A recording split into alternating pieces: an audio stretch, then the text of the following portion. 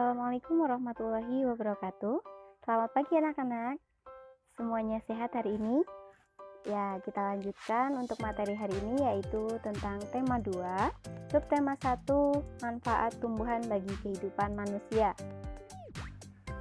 Seperti yang kita lihat di sekeliling kita, tumbuhan memiliki banyak sekali macamnya.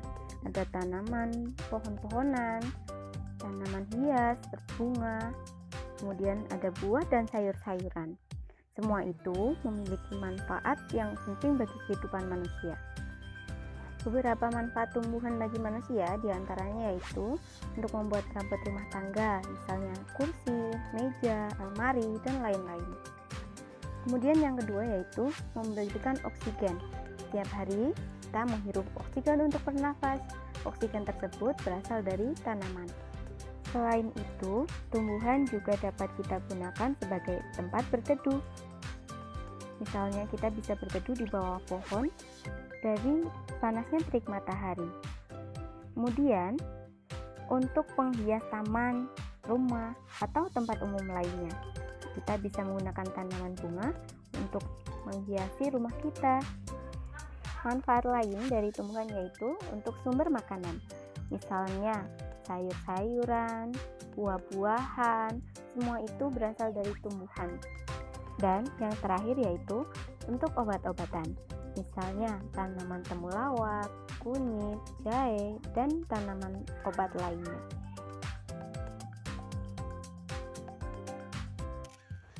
Kita harus selalu bersyukur karena kita masih bisa menikmati manfaat dari adanya tumbuhan di sekitar kita. Bersyukur dapat ditunjukkan dengan menyayangi makhluk hidup dan berterima kasih kepada makhluk hidup.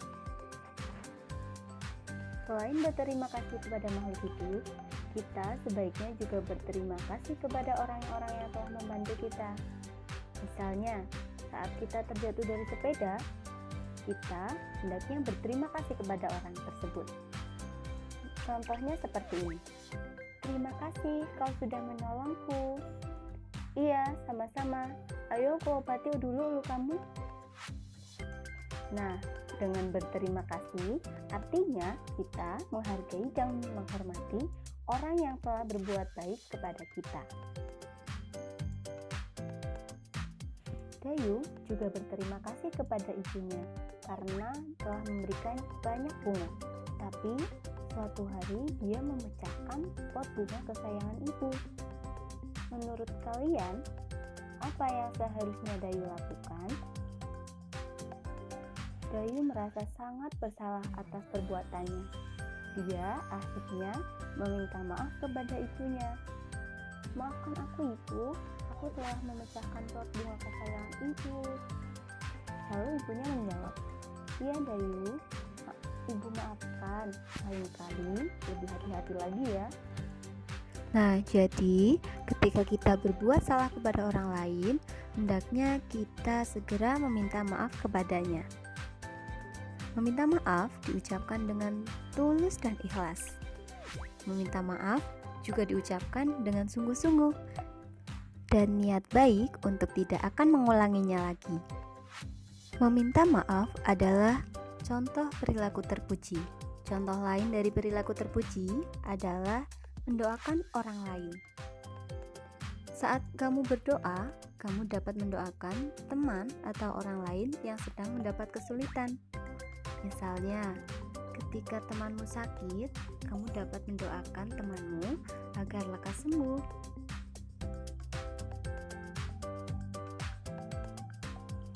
Bersikap baik sangat dianjurkan.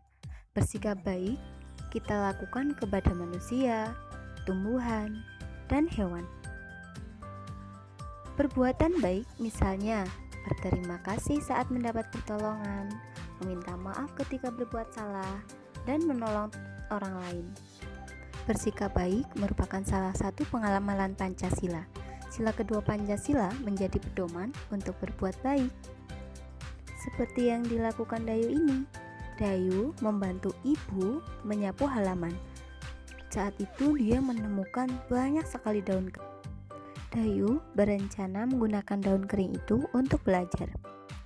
Dayu mengumpulkan daun-daun kering itu dan kemudian meletakkannya pada dua buah kotak.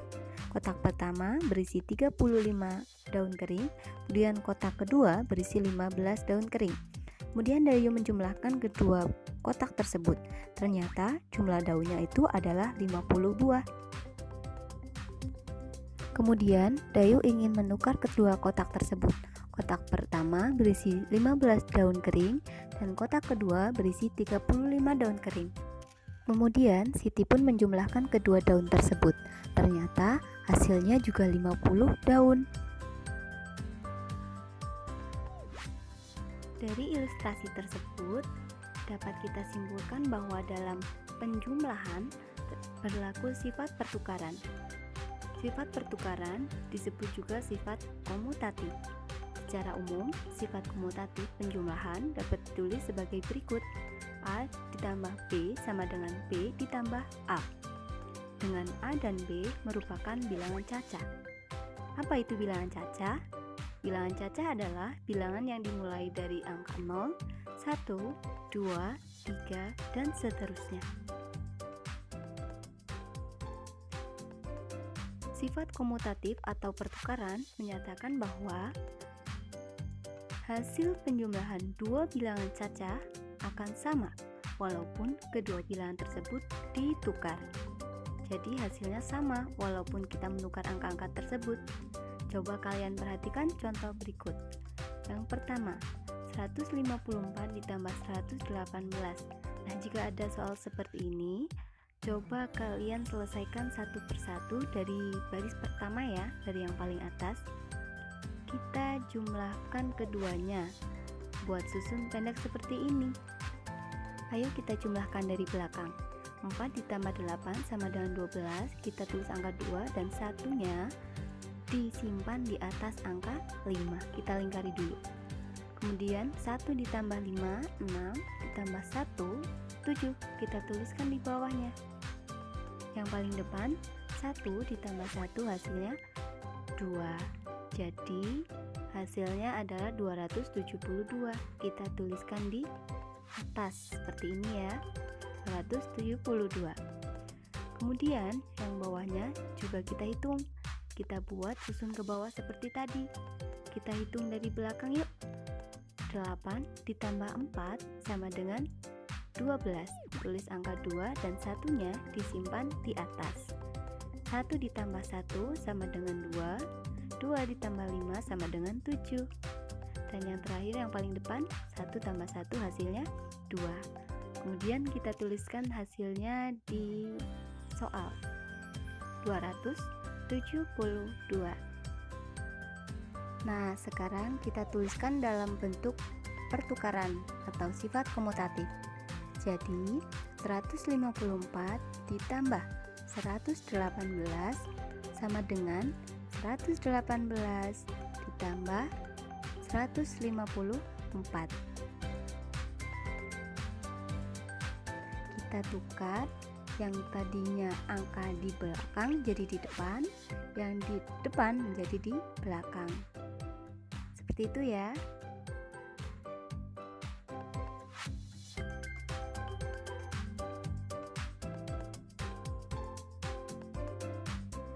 Kita lanjutkan ke soal yang kedua.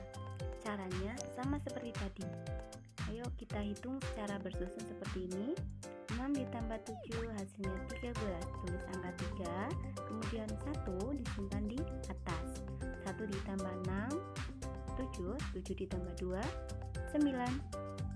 Kemudian 1 ditambah 1 sama dengan 2. Kita tuliskan hasilnya 293. Kemudian 127 ditambah 166 kita buat susun bawah seperti ini. Hitung dari belakang. 7 ditambah 6 hasilnya 13. Tulis angka 3.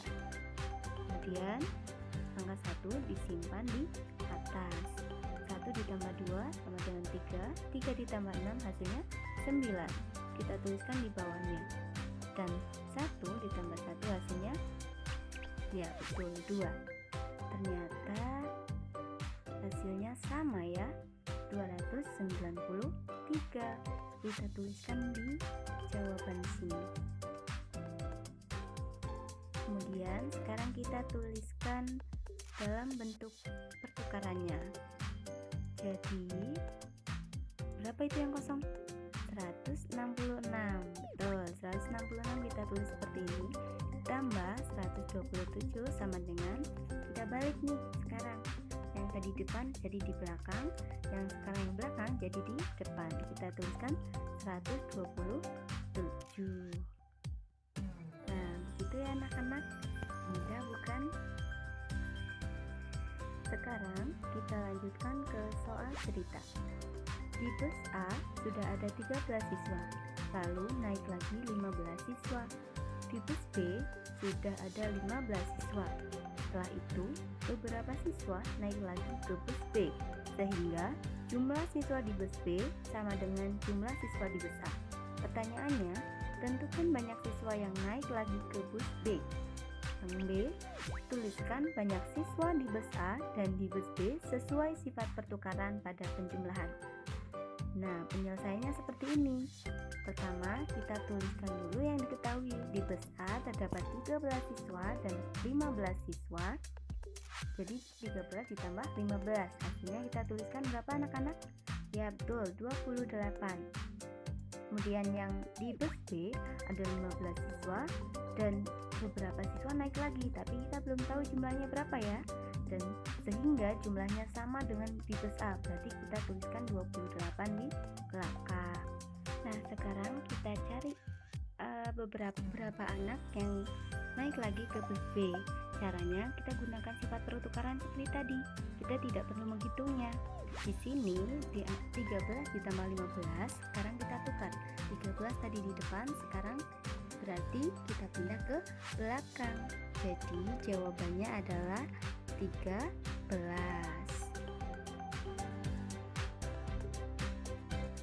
Nah, sekarang kita dapat menuliskannya sesuai dengan sifat pertukaran pada penjumlahan. 13 ditambah 15 sama dengan 28. Dan 15 ditambah 13 sama dengan 28. Jadi 13 ditambah 15 sama dengan 15 ditambah 13. Nah, asyik kan belajar berhitung? Cukup sekian ya dari Ustazah. Mohon maaf apabila banyak kesalahannya. Assalamualaikum.